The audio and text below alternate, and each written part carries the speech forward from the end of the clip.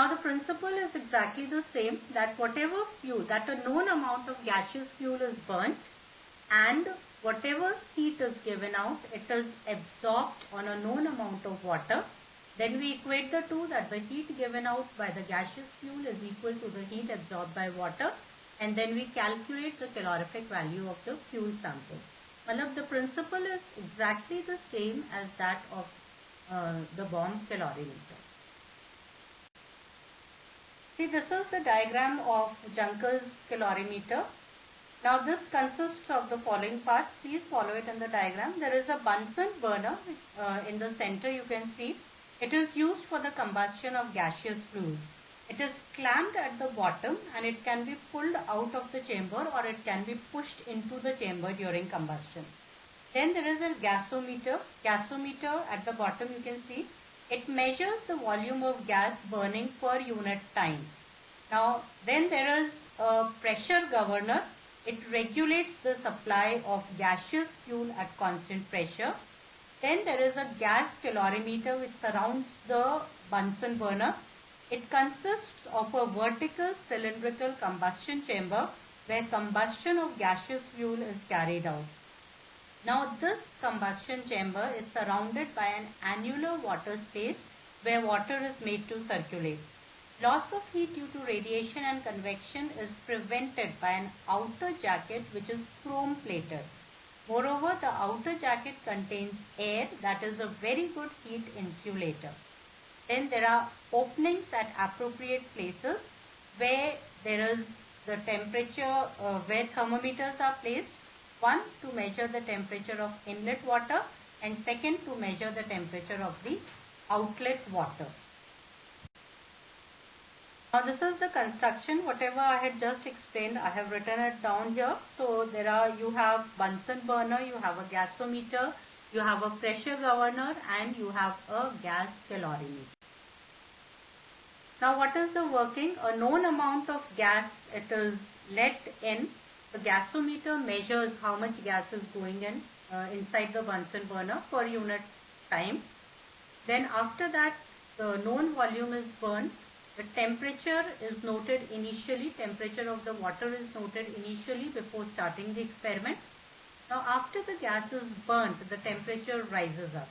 Now when all the gas that we have to burn is burnt, then the final temperature is noted. So we have T1, we have T2, T1 the initial temperature, we have T2 which is the final temperature. We know how much gas is burning, say V volume gas is burning. Now we can find out the calorific value of the gas fuel. Now these are the calculations involved. Suppose the volume of gaseous fuel burnt at a given temperature and pressure in a certain time is V meter cube. Weight of water circulated through the coils in that time is say W gram. Temperature of inlet water is say T1 degree Celsius. Temperature of outlet water is say T2 degree Celsius.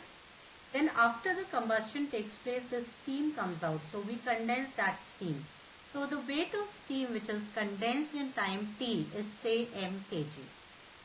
So, and suppose the gross calorific value of the fuel is H. So how much heat is produced by the combustion of fuel? That will be V into H. How much heat will be absorbed by the water that is circulating?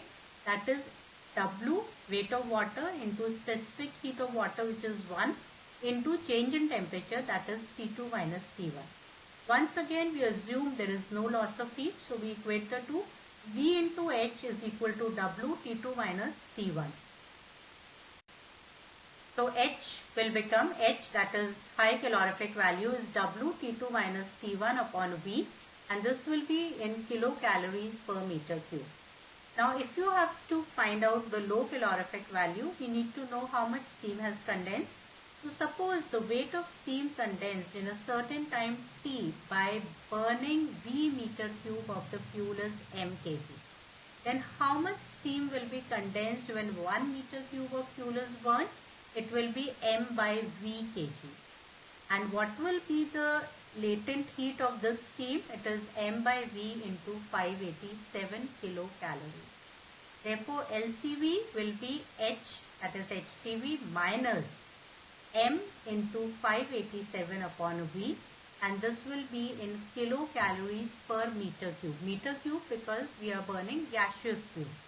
In case of solid fuel, it is kg or gram. In case of gaseous fuel, it is meter cube. Now this is the numerical once again, which is based on what we have studied. The following data were obtained in a Junkers calorimeter experiment. Volume of gas burnt is 0.1 meter cube. Weight of water heated 25 kg. Temperature of inlet water 20 degrees centigrade. Temperature of outlet water 33 degrees centigrade. Weight of steam condensed 0.025 kg. Calculate the high and low calorific value per meter cube at STP. Take the heat liberated in condensing water vapors as 580 kilocalories per kg. So all the values are given in the question. Just substitute in the formula HCV is equal to W T2 minus T1 upon V, and we get the high calorific value as 3250 kilocalories per meter cube. For low calorific value, once again we substitute the values which are given in the question, and we get 3105 kilocalories per meter cube. So these questions on bomb calorimeter and Junkers calorimeter are very simple, direct formula substitution. You don't have to do anything.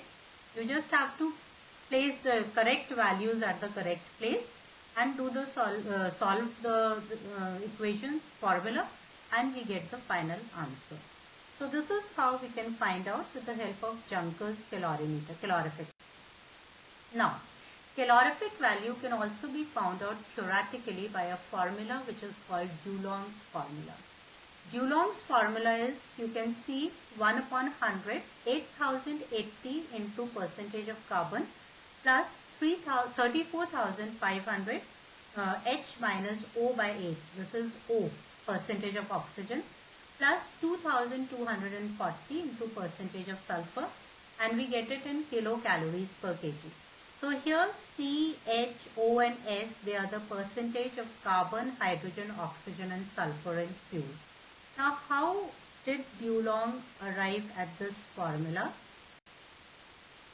Now he assumed that the heat which is evolved by the combustion of carbon, hydrogen and sulfur, which is present in the fuel, it all adds up to give the calorific value. So he said that he found the calorific values, and he said that when 1 kg of carbon burns, it gives 8080 kilocalories of heat. When hydrogen burns, it gives 34,500 kilocalories. And when sulfur burns, it gives 2240 kilocalories. So if we add all these things, if we know the percentage of these elements in the fuel sample, and we add up, we can find out the calorific value. So this is how he arrived at this formula. And the minus O by 8 which is given in the formula, it is actually the fixed hydrogen. Hydrogen which is attached to oxygen in the form of water and is not available for combustion. So that has to be subtracted. So hence we get for hydrogen, percentage hydrogen, we get H minus O by 8. Now once again I have taken a numerical based on this formula. Now here you will get simple question that this is the composition of coal sample. Calculate HCV and GCV using the Dulong-Petit's formula. So let us see. Calculate the gross and net calorific values of coal having the following composition. Carbon 85%, hydrogen 8%, sulfur 1%, nitrogen 2%, ash 4%, and the latent heat of steam is 587 calories per gram. Now, percentage of carbon, hydrogen, nitrogen is given, oxygen is not given. So what we have to do is, you have to calculate oxygen, 100 minus percentage of carbon, hydrogen, sulfur, nitrogen and ash. So this comes out to 0. That means this whole sample does not have oxygen.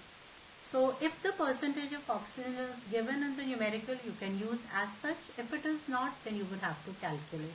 Now you place all these values, percentage of carbon, percentage of hydrogen, percentage of sulfur, and we solve, and the answer comes to 9650.4 kilocalories per kg. Similarly, When we calculate LCV, we get 9227.76 kilocalories per kg. Once again, it is simply value substitution. We substitute the values in the formula and we get the answer. So with this, we finish off the determination of calorific value for gaseous fuel and also the theoretical determination of calorific value using the Dulong-Petit's formula. Thank you all. In the next slide, next lecture, we will take up the quality of coal, determination of estimation of quality of coal by proximate analysis. Thank you once again.